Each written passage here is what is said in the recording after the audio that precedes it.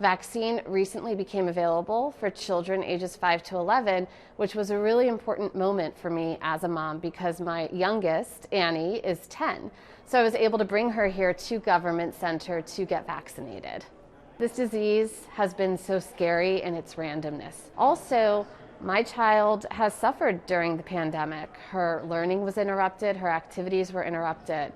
And now that she's back in the classroom and back to ballet and gymnastics and enjoying all the things that she always enjoyed, I just don't want any more interruptions, and getting her vaccinated will help prevent that.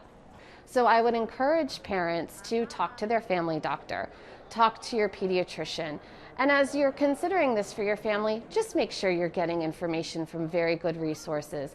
For parents who are interested in making an appointment for their child to be vaccinated, you can go to vaccines.gov to search for that appointment, or if you need help, just give us a call at the health department and we'll be able to help you find an appointment. And that number is 703-324-7404.